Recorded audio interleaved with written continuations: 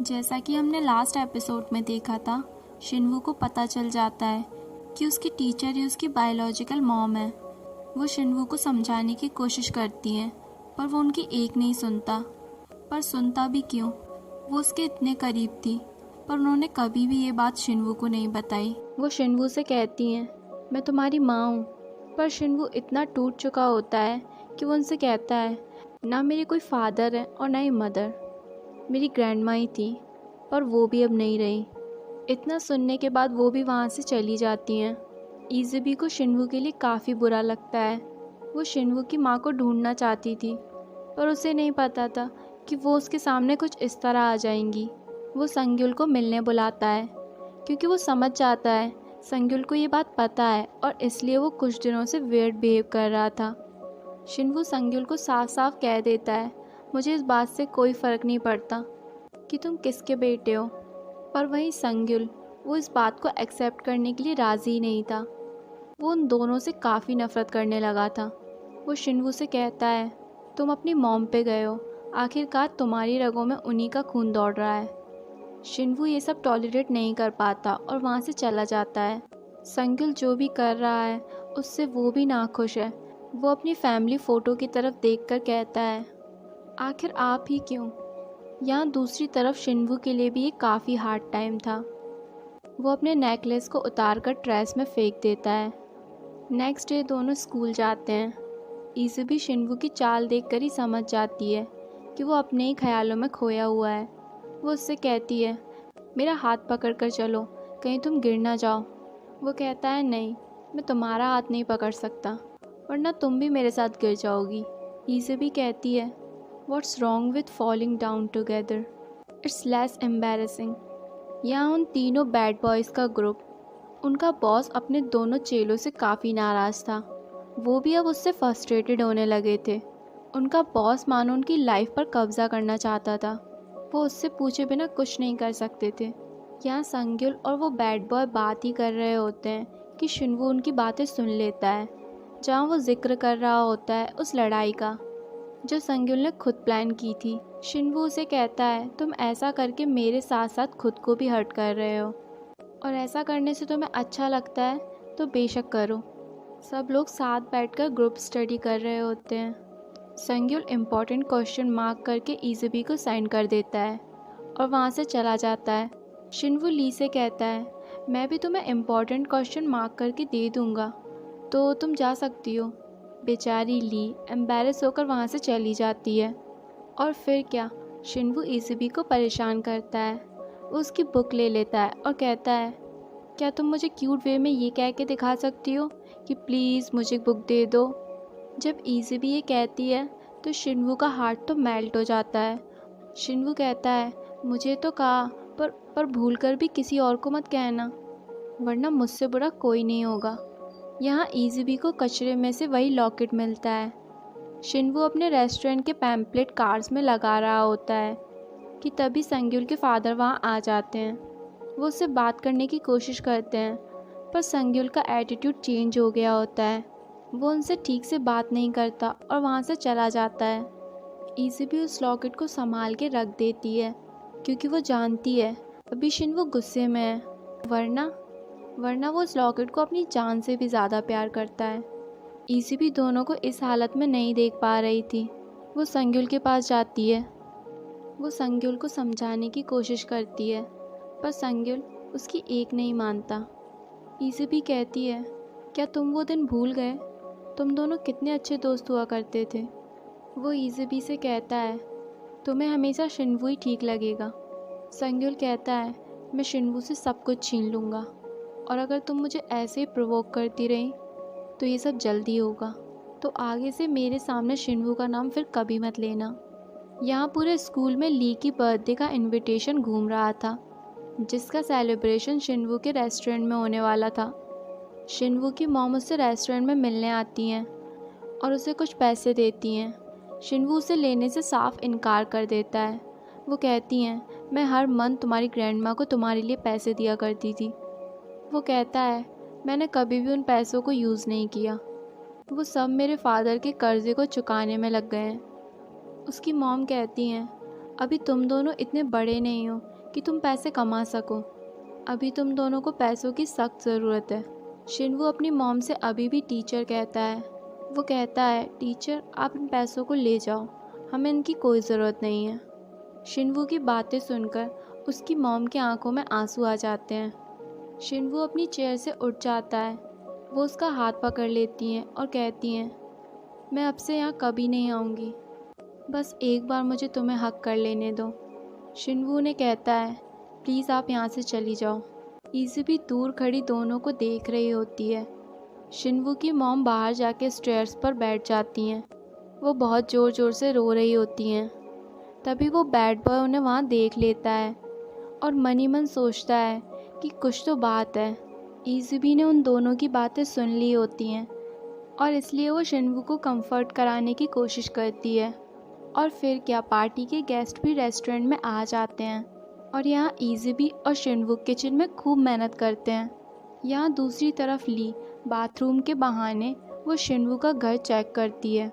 Bad boy direct आके संग्युल से question करता है, मैंने आज टीचर को शिनवू के रेस्टोरेंट के बाहर रोते हुए देखा। तुम्हें नहीं लगता कि उन दोनों के बीच कोई रिलेशनशिप है? तुम्हें चौंकने की कोई बात नहीं है, तुम मुझे बता सकते हो, और इतना तो तुम्हें मालूम ही होगा। संग्युल कहता है, अगर मुझे पता भी होता तब भी मैं तुम्हें नहीं बताता, और वहाँ से उठकर चला जाता है। और ये सब उसके शक को और बढ़ा देता है। रात के समय इज़बी और शिनवू दोनों अपने रेस्टोरेंट का हिसाब किताब कर रहे होते हैं। तभी शिनवू के पास एक कॉल आता है और नेक्स्ट सीन में उसे संग्युल और उसके फादर के साथ दिखाया जाता है। शिनवू के उस दिन के बिहेव को देखकर उन्हें लगता है कि शायद इन दोनों की लड़ाई हुई है। वो दोनों का पैचअप कराने के लिए दोनों को साथ में बुला लेते हैं।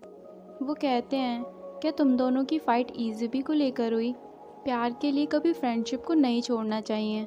वो दोनों को समझाने की कोशिश करते हैं और तभी अचानक उन्हें याद आता है। वो कहते हैं, शिनवू तुम्हारे फादर अभी भी यूएसए में है ना, तो हमें तुम्हारी मॉम को ढूंढना चाहिए। शिनवू कहता है, मैंने उन्हें ढूंढ लिया है। संगिल शॉक्ड हो जाता है। उसे लगता है कि अब शिनवू शायद सब कुछ बता देगा।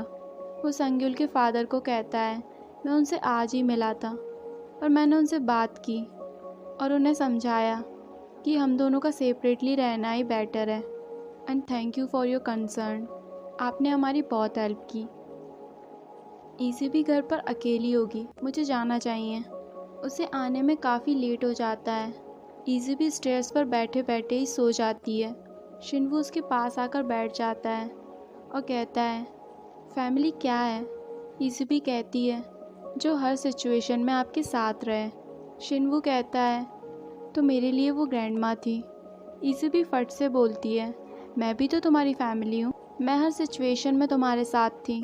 मेक श्योर तुम मेरे साथ हमेशा रहो, फॉरएवर। दोनों एक दूसरे से प्रॉमिस करते हैं। यहाँ संग्युल के फादर अपनी वाइफ से बात करते हैं। शिनवू की माँ उससे आज मिली थी, पर दोनों ने सेपरेटली रहने का सोचा है। आजकल की मॉम, उनके लिए खुद की लाइफ ज़्यादा इम्पॉर्टेंट है। ये बात सुनकर वो काफ़ी डिप्रेस्ड हो जाती हैं। संग्युल उनके पास आता है और कहता है, बेहतर यही होगा कि आप फादर को सब कुछ बता दो। नेक्स्ट डे पूरे स्कूल में हंगामा हो जाता है कि इज़बी और शिनवू दोनों साथ में रहते हैं। यहाँ दूसरी तरफ ली सर को सारी इन्फॉर्मेशन दे रही थी, जो भी उसने शिनवू के घर में देखा। वो कहती है, वो दोनों साथ में रहते हैं।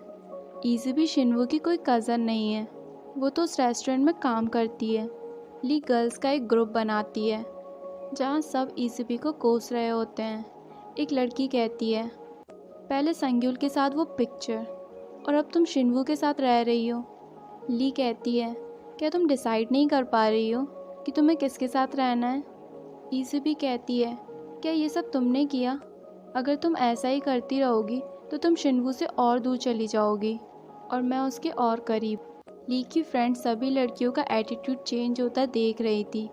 वो उससे काफ़ी फ्रस्ट्रेटेड हो जाती है। तभी शिनवू का दोस्त उसके सामने आ जाता है और कहता है, अगर तुम्हें मारना ही है तो मुझे मारो। पर बेचारा वो तो ये बात मजाक में कह रहा था, पर वो उसको बहुत ज़ोर से एक पंच मार देती है।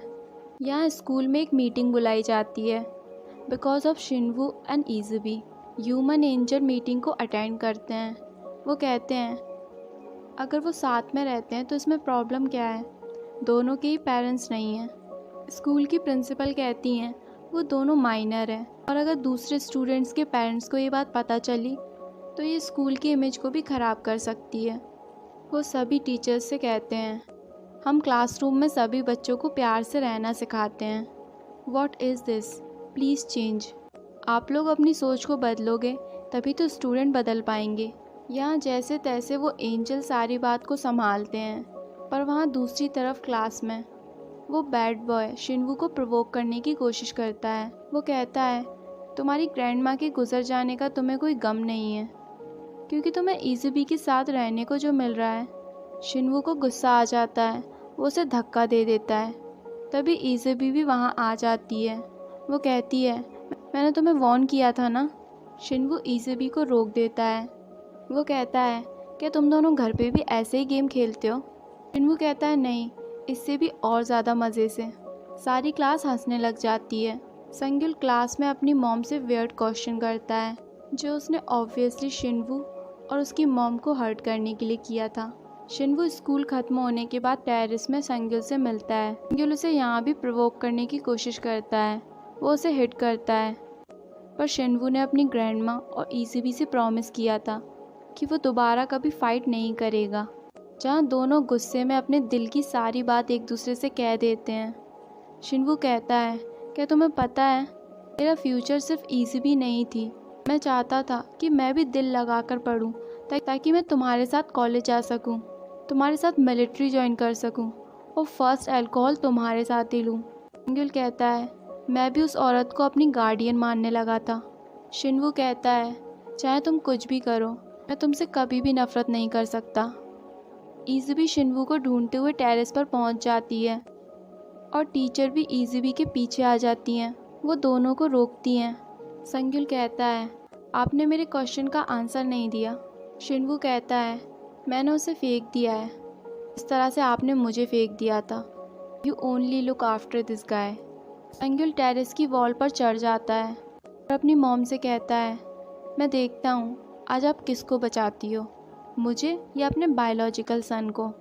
वहाँ दूर खड़ी इज़ुबी अपनी पावर्स का यूज़ कर रही होती है संग्युल को बचाने के लिए, और एंजल उसे रोकते हैं। आज वो हर चीज़ को नज़रअंदाज करके अपनी पावर्स का यूज़ कर रही थी। संग्युल भी सब कुछ देख पा रहा था। तभी शिन्वू आकर उसे रोक देता है और इसी के साथ हमारा यह एपिसोड यहीं पर ख़त्म हो जाता है।